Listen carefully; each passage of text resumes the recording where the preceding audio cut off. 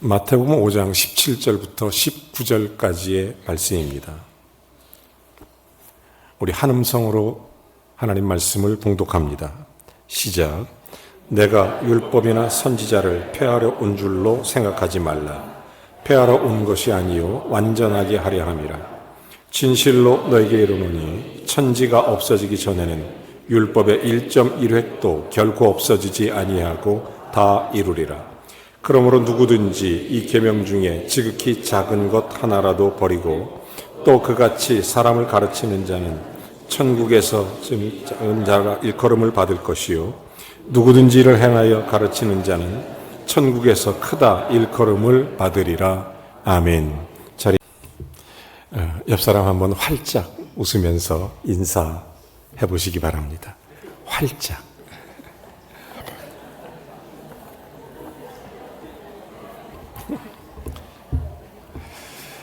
제가 왜 웃으며 인사하자고 말씀드리냐면 웃음은 마음의 행동입니다.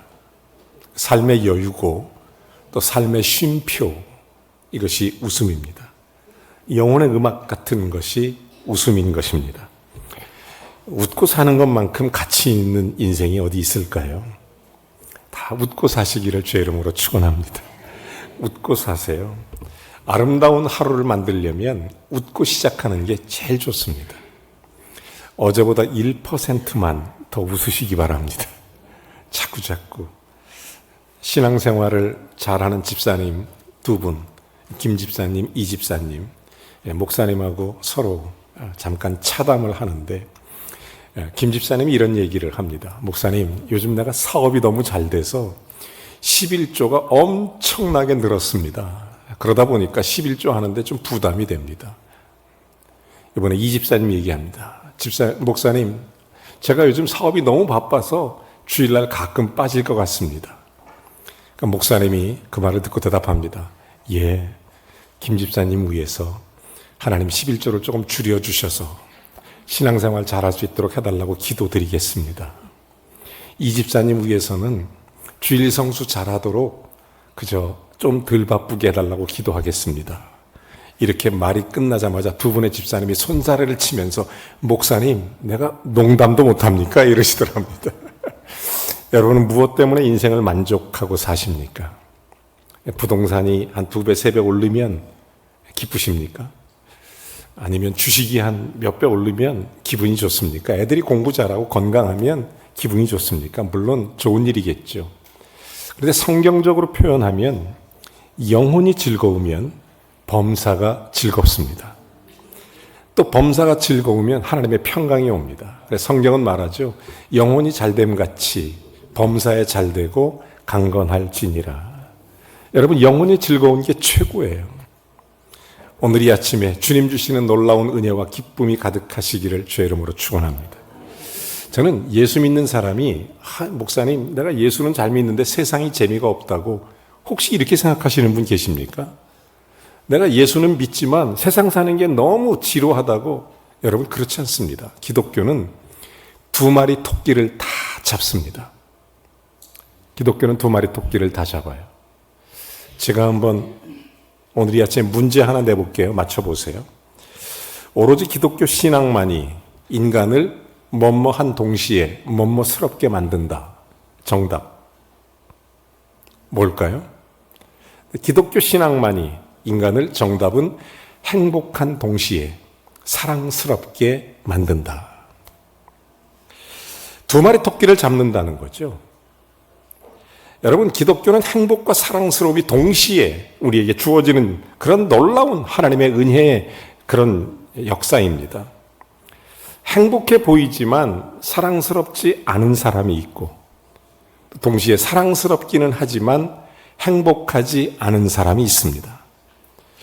제가 이렇게 말을 하니까 와, 우리 목사님은 말을 저렇게 어쩌면 잘하냐. 제 말이 아니고 사실은 파스칼의 팡세에서 나오는 말입니다.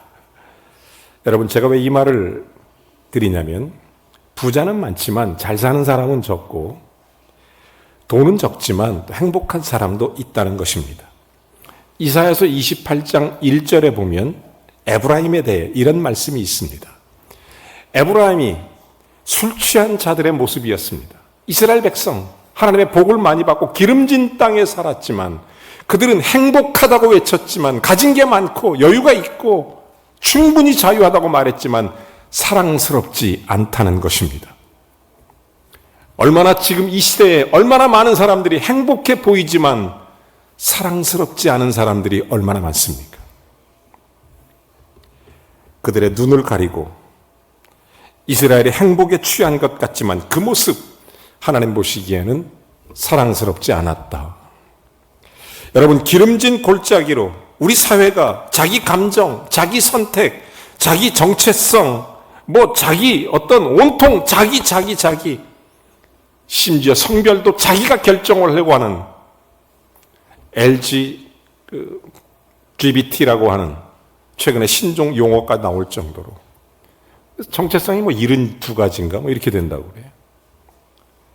온통 기름져 보이고 온통 행복해 보이고 나는 행복하면 된다고 말하지만 전혀 하나님 보시기에 사랑스럽지 않은 그런 사람이 얼마나 많은지.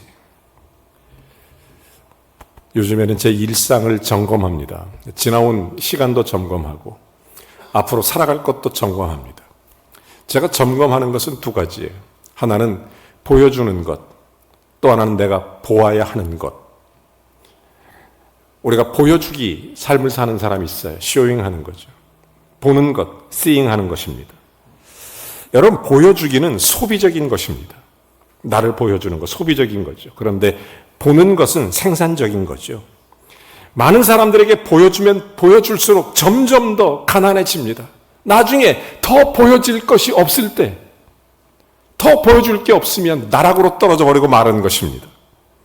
반면에 보는 것은 축적하는 행위입니다. 성숙한 사람은 그러므로 보는 것에 잘 집중합니다.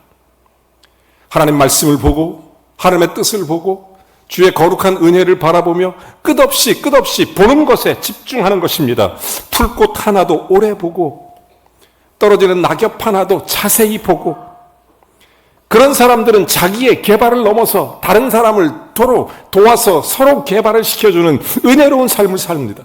축복된 삶을 사는 거죠. 나도 잘 되고 남도 잘 되게 하는. 여러분, 작은 것의 아름다움을 보면서 감동하는 사람은 옆 사람을 흐뭇하게 만드는 것입니다. 너도 그렇다, 이런 마음으로. 내가 행복하니까 옆 사람도 사랑스럽게 보이는 거예요. 자기가 사랑스러우니까 옆 사람도 행복해 보이는 것입니다. 이렇게 기독교는 두 마리 토끼를 잡아요. 예수님은 이런 말씀하십니다. 오늘 마태복음 6장 29절에 보면 내가 너희에게 말하는데 솔로몬의 모든 영광으로도 이 꽃 하나만 갖지 못했다. 여러분, 우리에게 주어지는 많은 것들, 얼마나 참 은혜롭고 좋은 것들이 많이 있습니까? 이렇게 기독교 신앙은 행복 그리고 사랑스러움을 동시에 주는 것입니다. 예수를 믿으면 이 행복과 사랑스러움이 동시에 있어요. 오늘 성경 본문에 행복하지만 사랑스럽지 않았던 바리새인 서기관, 사랑스럽지만 행복하지 않았던 그 당시 유대인들, 종교인들. 여러분, 성경에 예수 그리스도를 이렇게 말합니다. 내가 율법, 선지자, 폐하러 온 것이 아니라 완전하게 하러 왔노라. 완전하게 하려고 이 세상에 오셨다, 이런 말씀을 하십니다. 그러므로 천지가 없어지기 전에는 이 말씀의 1.1획도 없어지지 아니하리라. 지극히 작은 자에게 한 것을 내게 하는 것처럼 그렇게 하면 이것이 천국에서 큰 자가 되고, 천국에서는 지극히 작은 것에 불성실하고 하지 않으면 천국에서도 작은 자가 되리라. 여러분, 세상 사람들은 지혜가 부족해서 일하다 보면 실수가 많고 후회가 참 많이 남습니다. 후회하고 싶지 않은데 인생 돌아보면 후회할 것들이 얼마나 많은지 말할 수가 없어요. 그러나 저와 여러분, 우리가 믿는 하나님은 어떤 분이십니까? 완전하신 하나님, 능력과 행함이 완전하신 하나님. 여러분, 예수 믿으면 두 가지가 일합니다. 하나는 하나님이 일하십니다. 아멘. 또 하나는 우리가 일하는 것입니다. 그리스도인이 일하는 거예요. 근데 문제는 하나님이 하시는 일에 대해서는 걱정할 게 없습니다. 세상에서 하나님이 일하시는 거 걱정하시는 사람이 있습니까? 하나님이 응답해 주실까? 정말 어리석은 사람입니다. 하나님이 일하시는 것에 부족함이 있을까요? 문제는 내 할 일이죠. 내 신앙, 내 믿음이죠. 여러분, 하나님이 하시는 일에는 실패가 없습니다. 하나님의 일에는 후회가 없느니라. 절대 주권을 가지고 천지를 운행하시며 모든 열방을 지배하시고 다스리시고 합력하여 주의 선하신 뜻을 이루어 가시는 하나님의 일에는 결코 부족하거나 후회함이 없습니다. 이사야서 14장 24절은 그래서 이렇게 말합니다. 나의 생각한 것이 반드시 되며 내가 경영하는 것은 반드시 이루리라. 하나님의 일하심은 걱정할 게 없습니다. 하나님이 여러분을 사랑하시는데 그 사랑에는 걱정할 게 없어요. 오늘 이 시간에도 에베소 1장 3절과 4절 말씀은 이렇게 말합니다. 찬송하리로다. 우리 주 예수 그리스도 아버지께서 그리스도 안에서 하늘에 속한 우리에게 신령한 복을 주시고 4절 말씀 창세전에 택하시고 계획하사 우리를 그렇게 사랑 안에서 그 앞에 거룩하고 흠이 없게 하시려고 우리를 구원하시고 우리를 십자가를 지시고 우리를 살리시고 생명을 주신 하나님의 일은 완전하신 것입니다. 하나님의 일은 부족함이 없습니다. 하나님의 일은 조금도 흐트러짐도 없습니다. 문제는 뭐냐? 우리예요, 우리. 그 하나님 앞에 우리가 어떻게 사느냐? 예수 믿는 사람은 이것이 끝없이 개혁되는 거예요. 그게 종교개혁이에요. 내 하나하나가 예수 그리스도 안에서 새롭게 개혁돼 가는 것. 정말 하나님의 은혜 가운데 주님의 선하신 뜻으로 하나님의 일은 완전하시기 때문에 지금도 하나님의 약속은 이루어지고 이전에도 하나님의 약속은 이루어져 왔고 앞으로도 이루어질 줄로 믿습니다. 그러니까 예수 믿는 사람은 결과를 다 알고 사는 사람, 인생의 결과를 알고 사는 사람. 자, 이제 그렇다면 우리가 어떤 신앙생활, 어떤 믿음을 갖고 사느냐, 그리스도인이 할 일이 있다면 저는 성경적으로 종합해 볼 때 한 세 가지라고 봐요. 첫째, 항상 깨어 있어야 된다는 사실입니다. 마태복음 24장에 보면 예수님 재림하실 때 징조에 대해서 설명하면서 깨어 있으라고 얘기합니다. 여러분, 우리가 정말로 천국 복음이 모든 민족에게 전파될 때가 오리니 그제야 끝이 오리라 이렇게 말씀하십니다. 예수 그리스도의 복음을 전파하기 위해서 우리가 항상 깨어 있어야 되는 것입니다. 창세로부터 지금까지 없었고 후에도 없을 가장 큰 환난이 있을 것이며 주님께서 우리에게 반드시 다시 오시리라 이렇게 약속해 주셨습니다. 그러므로 깨어 있으라는 거죠. 예수 그리스도의 재림하시는 그날, 그 시간, 하지만 아무도 모른다. 그러므로 언제 재림하시더라도 맞이할 수 있는 준비를 하고 있어라. 여러분, 성경이 우리에게 원하시는 것은 그거입니다. 오늘 주님이 오셔도 즐겁기를 주의 이름으로 축원합니다. 오늘 주님이 오셔도 오늘 지구의 종말이라도 행복할 수 있는 게 그리스도인이에요. 여러분, 그러므로 항상 깨어있는 것이 얼마나 중요한지 몰라요. 예수 그리스도의 재림한다는 이런 사실을 알고 살아야 되는데 이것을 잊고 살아버리는 사람은 굉장히 위험한 사람입니다. 위험해요. 아침에 남편이 출근했습니다. 저녁에 남편이 퇴근한다는 것을 아예 모르고 사는 사람은 위험한 사람이에요. 위험하죠. 얼마나 위험해요. 남편이 왔을 때 부끄럽지 않겠습니까? 신랑을 기다리는 신부와 같이 기다리는 게 우리의 삶이에요. 사랑하는 여러분, 우리는 항상 깨어있는 것이 우리의 신앙인 줄로 믿으시기를 바랍니다. 여러분, 우리 주님께서 오실 때 깨어있는 사람은 복이 있다고 그랬습니다. 누가복음 12장 37절에 보면 우리에게 이런 말씀을 합니다.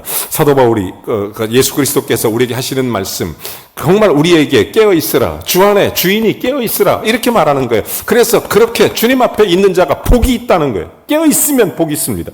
데살로니가 전서 5장 6절도 이렇게 말합니다. 오직 근신하고 깨어있으라, 정신을 차리라 이런 말씀하죠. 다시 말해서 깨어있으라, 예수님 언제 오시더라도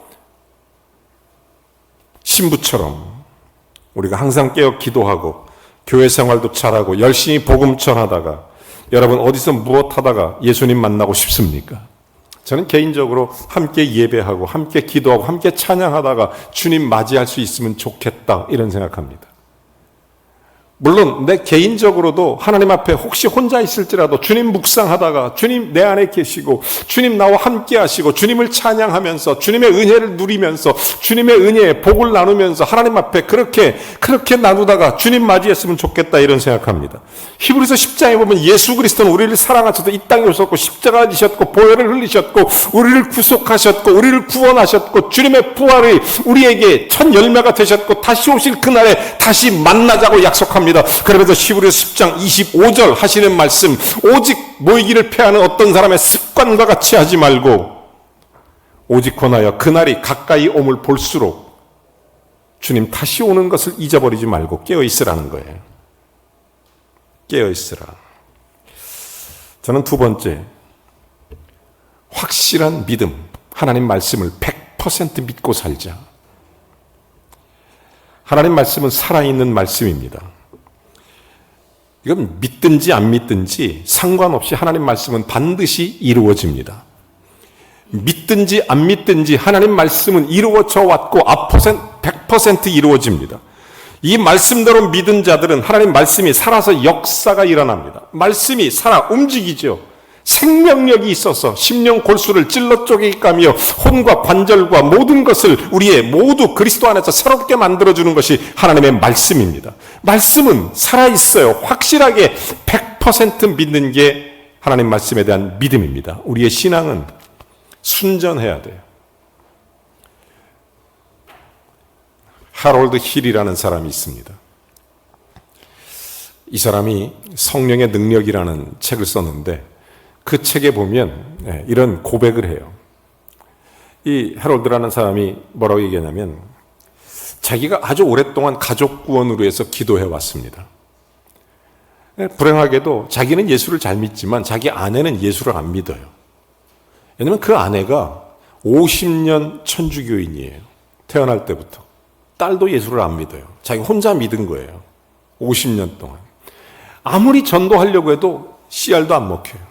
어느 날 기도하는데 하나님께서 성령의 능력을 달라고 기도했습니다. 그리고 성경을 폈더니 사도행전 16장 31절 말씀이 눈에 확 들어옵니다. 주 예수를 믿으라. 그리하면 너와 내 집이 구원을 얻으리라. 그 말씀에 확신을 갖고 이제 복음으로 참 무장해서 하나님 앞에 기도하는데 그 다음날 아침부터 그 성경을 펴놓고 그 말씀을 손가락으로 짚어봐면서 하나님 주 예수를 믿으라. 너와 내 집이 구원 얻으리라. 주여 내 아내와 내 자녀를 구원해 주십시오.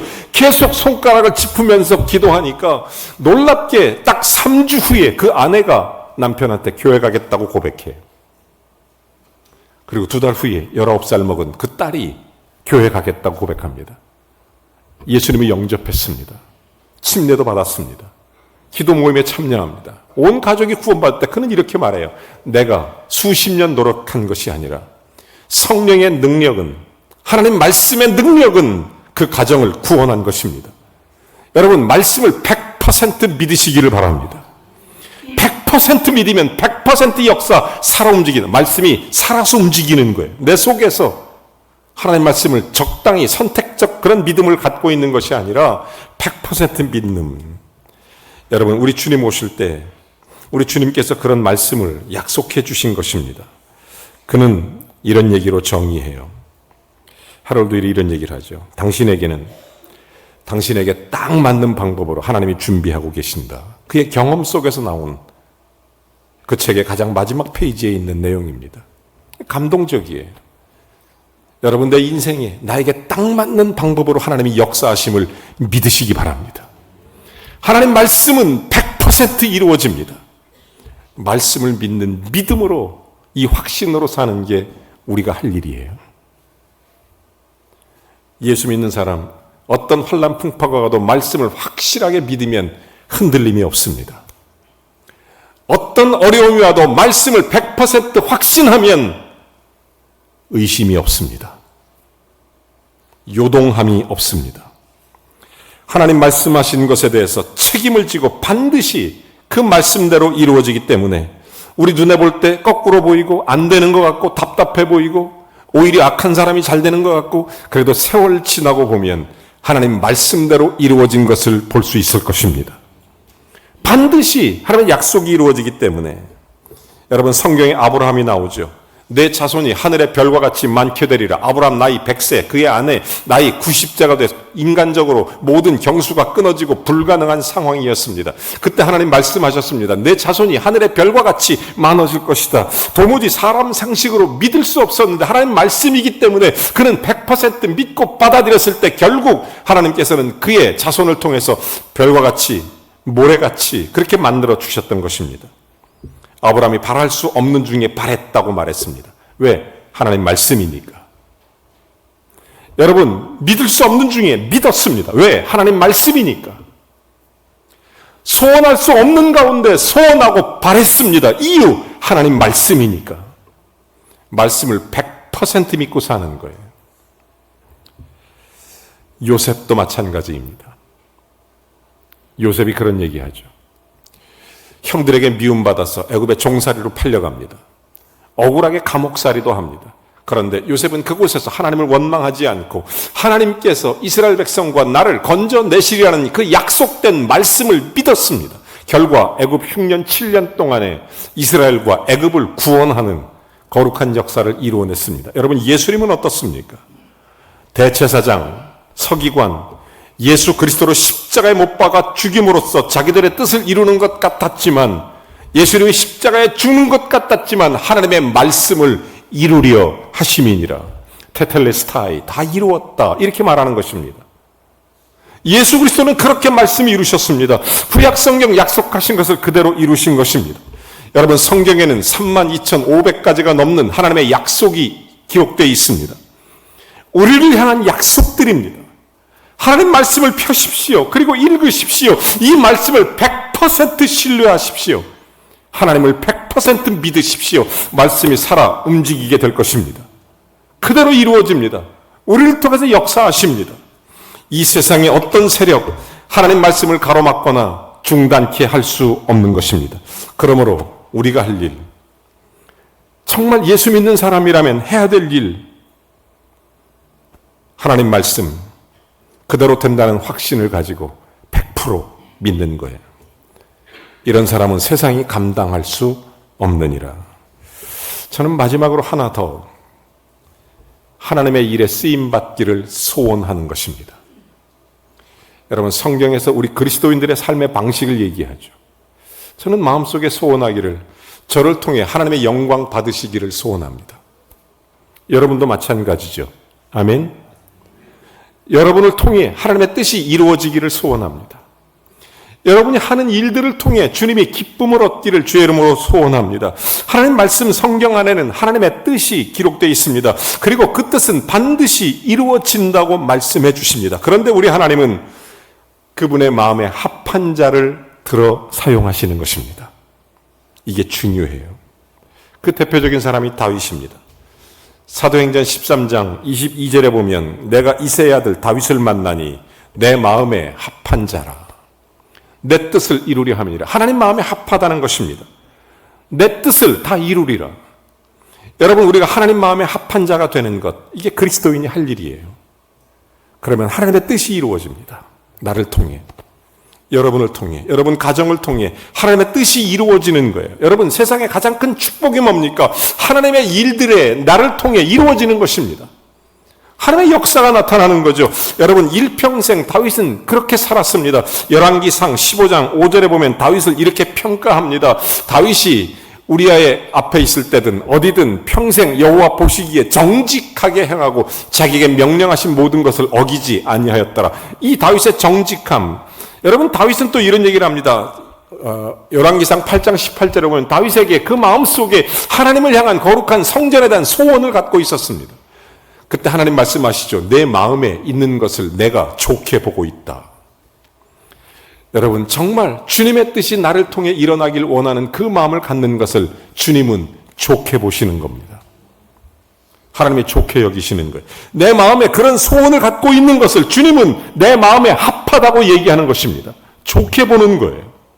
내가 주님 위해 뭔가를 해보겠다고, 내가 내 가정과 민족 역사 그리고 몸된 교회, 정말 주님의 영광을 위해서 내 인생과 삶에, 내 직업과 내 일터와 내 모든 삶의 자리에서 주님, 나 좀 제발 써주십시오. 순전한 마음으로. 여러분, 여기에 그 합한 마음, 다윗의 마음, 신령과 진정의 마음, 신령과 진정의 마음, 그 믿음의 마음, have faithful in God이죠. 하나님을 갖는, 주 예수를 믿으라. 이게 뭐예요? 하나님을 가지라, 이런 얘기예요.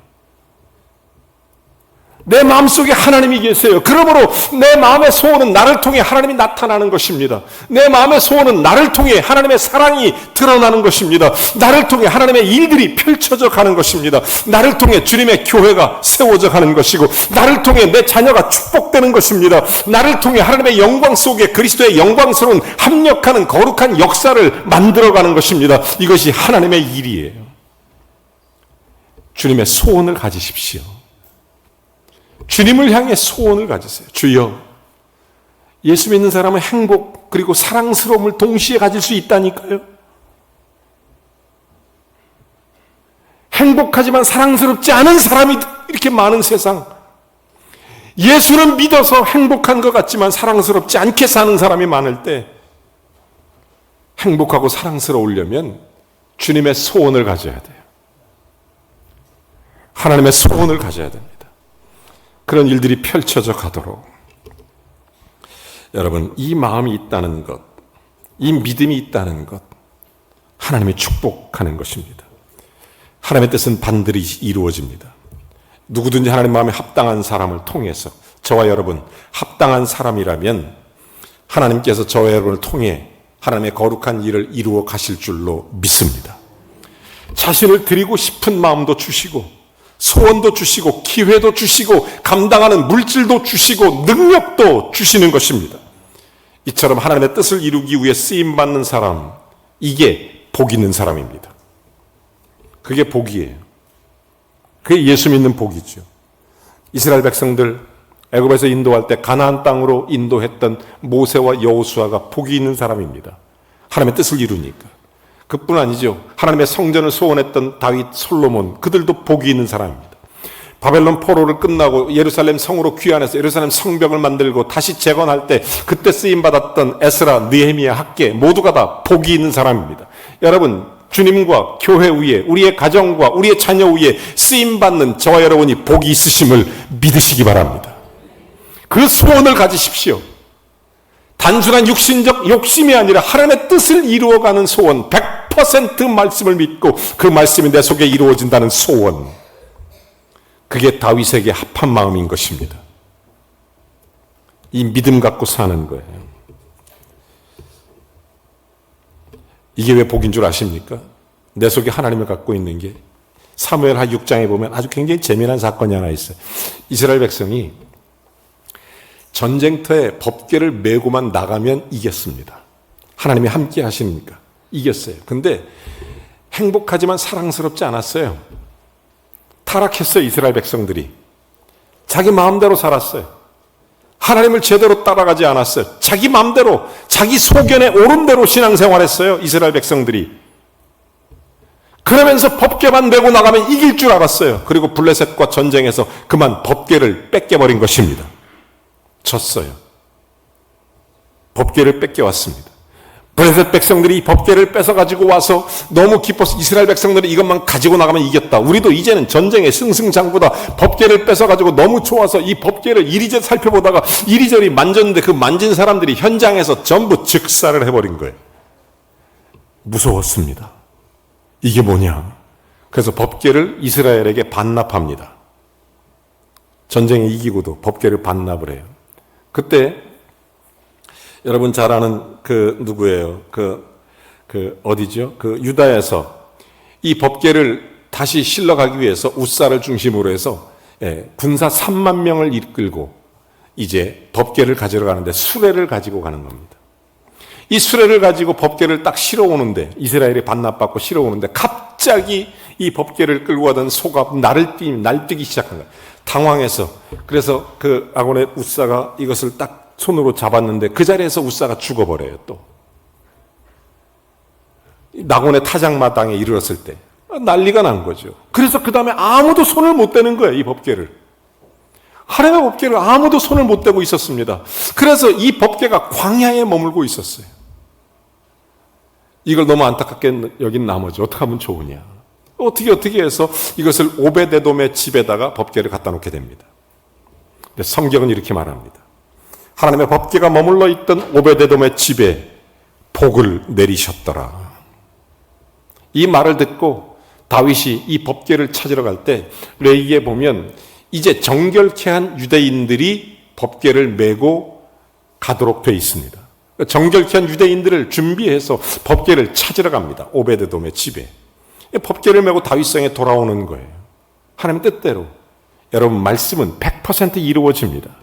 그 말씀 붙들고 하나님 앞에 쓰임받기를 소원하십시오. 오베데돔은 그와 그 자자 손손이 하나님 법궤를 불과 3달 모셨다는 그 이유만으로 자자 손손이 복을 받는 거예요. 사랑하는 성도 여러분, 우리가 주님 말씀 붙들고 확실한 믿음 가지고 하나님 앞에 쓰임받는 은혜, 그 소원을 갖고 그건 내가 하는 일이에요. 그리스도인이 해야 될 일입니다. 하나님 일 걱정하십니까? 하나님의 응답하시나 안 하시나? 하나님이 일하시나 안 하시나? 이거 걱정하고 사십니까? 여러분, 하나님은 완전하신 분이십니다. 전능하신 분, 다스리시는 분, 확실한 믿음 가지고 내가 쓰임받기를 소원할 때 하나님이 역사하십니다. 하나님 마음에 합한 자로 승리케 하시는 것입니다. 제임스 힐튼이라는 사람이 있습니다. 이분이 참 재미난 책을 하나 썼는데, 우리는 고독해도 외롭지 않은 그런 길. 가끔 그런 생각 하잖아요. 고독하고 고독해도 외롭지 않은. 거기에 그분이 이런 얘기를 해요. 우리는 결코 외롭지 않습니다. 부디 기억하십시오. 왜냐하면 예수가 우리에게 모든 걸 믿고 맡긴 그날부터 하늘나라 들어가 안식할 때까지 우리에게 진실로 좋은 친구가 있습니다. 그분의 이름은 예수 그리스도이십니다. 저는 이번 주간 기도하면서 성전을 돌아보며 성도를 돌아보며 간절한 마음으로 기도하는 3가지였습니다. 주님, 제가 목사입니다. 아니, 하나님 앞에 자녀입니다. 주님, 저에게 뭘 원하십니까? 성경 속에서 답을 얻습니다. 깨어 있어라. 언제든 깨어 있어라. 하나님 말씀을 100% 신뢰하며 다윗처럼 하나님 마음에 합한 자로 소원하라. 사랑하는 여러분, 이것이 우리 속의 진정한 개혁입니다. 저 여러분이 예수 닮기 원하고 하나님 앞에 이 시대 주의 부름받기에 합당한, 주님 보시기에 좋으신 그런 복된 성도 되기를 주의 이름으로 축원합니다. 찬송 하나 하겠습니다.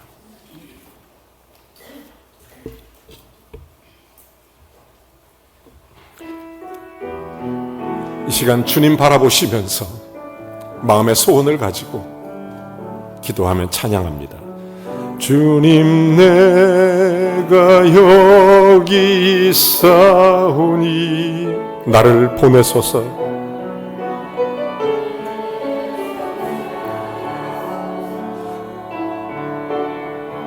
나의 마음 나의 몸 주께 드리오니 주 받으옵소서. 주님, 내가 여기 있사오니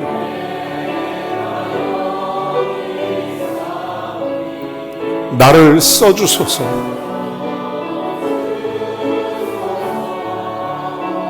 가진 것 모두 다 주께 드리오니 주 받으옵소서. 할렐루야,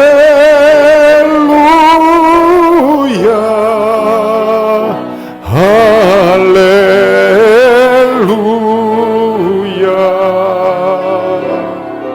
할렐루야,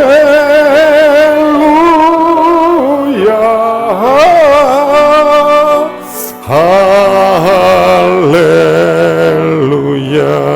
주님, 내가 여기 있사오니, 내가 여기 있어. 항상 깨어있기를 바랍니다.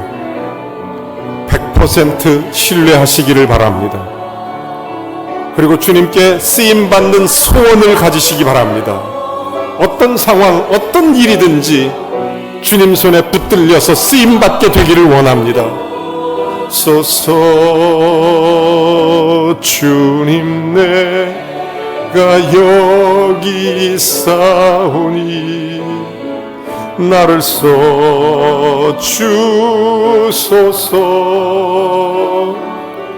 가진 것 모두 다 주께 드리오니 주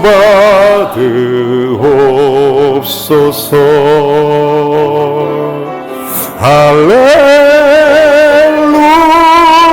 할렐루야, 할렐루야,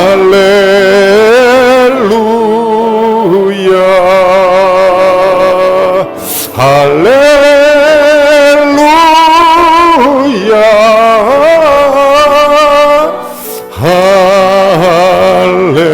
할렐루야. 나를 받으옵소서.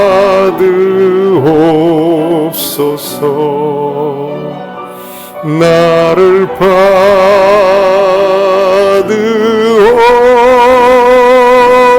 받으옵소서.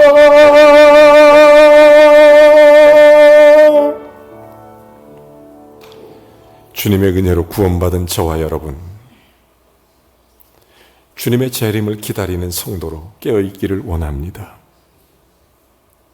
성경은 그런 믿음 생활을 가지라고 우리에게 강력하게 얘기합니다. 하나님 말씀을 믿고 가는 자에게 하나님의 응답하심을 우리에게 끝없이 보여줍니다. 내가 하는 그 어떤 일이든 주님께 쓰임받기를 소원하라는 것입니다. 주님, 나를 붙잡아 주십시오. 나를 통해 일해 주십시오. 주님, 나를 통해 우리 교회, 가정, 이 나라와 민족을 위해 하나님 사용해 주십시오. 주님, 마음에 합한 자로 쓰임받게 해 주십시오. 조용히 기도하겠습니다. 하나님 아버지, 주님께 쓰임받길 원합니다. 주님, 사용해 주십시오. 하나님 아버지, 우리 교회와 가정 모든 성도들이 하나님의 복을 받게 해 주옵소서. 하나님 마음에 소원함으로 주님 다시 오심을 기다리는 신앙으로 늘 깨어있으며 주의 말씀을 100% 믿으며 하나님께 쓰임받기를 소원하며 살게 해주십시오. 주님, 우리 교회 그리고 종과 성도들을 사용하여 주시고 다윗과 같이 하나님 마음에 합한 자로 쓰임받게 해 주시옵소서. 주님, 영광을 받아주옵소서. 예수님의 이름으로 기도합니다. 한 번 더 기도합니다. 오늘은 종교개혁 507주년입니다. 저희 교회에서도 현장에 참석하지 못한 분들을 위해 오후 1시부터 오후 5시까지 10월 27일 200만 큰 기도 집회를 광고하고 함께 예배하길 원합니다. 하나님, 한국교회가 바로 서며 한국교회 분열의 영을 막아주시옵시며 모든 성도들이 연합해서 하나님의 진리를 수호하는 거룩한 가정, 거룩한 교회의 방파제들이 되게 해 주시옵소서. 함께 한국교회와 이 나라와 민족을 위해서 기도하겠습니다. 다 같이 한 음성으로 기도합니다. 살아계신 아버지 하나님, 감사합니다. 이 나라와 민족을 긍휼히 여겨 주시옵소서. 하나님, 불쌍히 여겨 주시옵소서. 아버지 하나님, 정말 죄와 악이 관영한 세대에 하나님의 진리를 대적하며 악한 무리와 함께 그리스도의 이름을 욕되게 하는 자들, 하나님 아버지, 그들을 불쌍히 여서 회개하고 돌아올 수 있도록 도와주시고 오히려 한국교회가 하나 돼서 진리 안에 거룩한 한 몸으로 아버지, 우리의 다음 세대에게 또한 우리의 자녀 손들에게 하나님의 거룩한 진리로 말씀으로 가르치는 복된 시간이 되게 해주시고 오늘 특별히 한국교회 종교개혁주일연합 큰 집회에 성령 하나님 도우셔서 하나님의 은혜를 베풀어 주셔서 이 나라와 민족을 바로 세워 주시옵소서. 온 백성이 하나 되게 하시고 온 민족이 하나님을 경외하게 하시고 온 민족이 주님의 뜻 안에 살아갈 수 있도록 축복하여 주시옵소서. 감사드리며 예수 그리스도의 이름으로 기도하옵나이다. 아멘. 한국에는 많은 슬픔의 역사들이 있습니다. 세월호 참사가 그랬고 이태원 참사도 그랬습니다. 뿐만 아니라 할로윈 대위 참사들을 보면서 성도로서 거룩한 방파제를 세우지 못했던 영적 책임감을 강하게 느끼기도 했습니다. 최근에 어린이집, 유치원 이런 곳에서 할로윈 대위 축제를 합니다. 10월 30일 애들 학부모에게 다 연락해서 이렇게 준비하고 저렇게 준비하라고. 저도 손녀가 있어서 그 부모하고 얘기했어요. 네 생각은 어떠니? 가기 싫어요. 그래, 가지 말자. 그날 유치원 가지 마라. 할로윈데이 축제 참여하지 마라. 어린이집 보내지 마라. 그날은 내가 대신 봐줄게. 내가 대신 성경을 가르쳐 줄게. 하나님 말씀을 가르쳐 줄게. 거룩한 방파자가 돼 줄게. 여러분, 부모와 자녀가 예수 그리스도 안에 견고히 서갈 수 있는 은혜가 있기를 바랍니다. 담대하게. 그거 뭐 할로윈데 유치원 유치원 안 간다고 난리 납니까? 제가 그랬어요. 예수 믿는 모든 사람에게 전파해라. 가지 말자고. 다 결석하고 홀리 데이 원 데이를 만들으라고. 무슨 할로윈이 뭡니까? 할로윈이. 헬같이 이렇게. 홀리데이 만들어야죠. 우리부터 앞장서야 돼요. 우리부터 앞장서야 돼요. 별거 아닌 것 같아도 어린아이부터 바꿔가야 돼요. 여러분, 세상과 짝하는 것이 아니라 하나님 자녀로 승리케 되기를 주의 이름으로 축복합니다. 이 시간 우리 다 같이 일어나셔서 좋으신 하나님을 찬송합니다.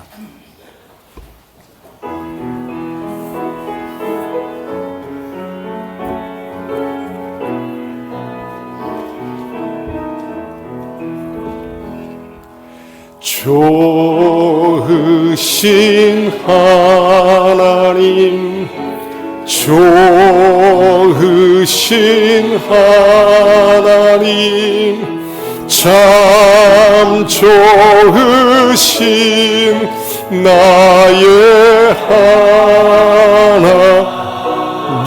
우리의 기도를 응답해 주시는 주님,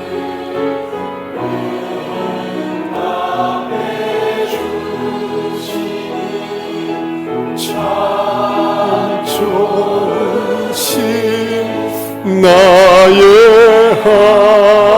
하나님, 한없는 축복을 우리에게 주시는 한없는 축복을 우리에게 주시는 참 좋으신 나의 하나님.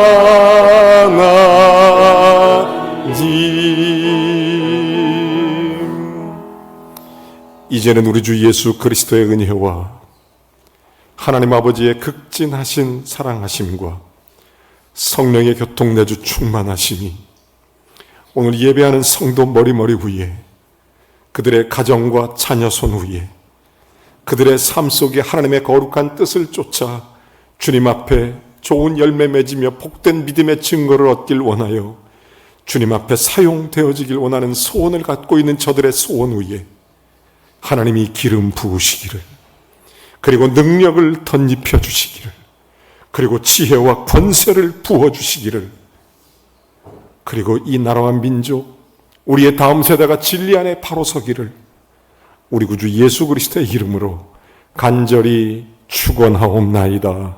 아멘.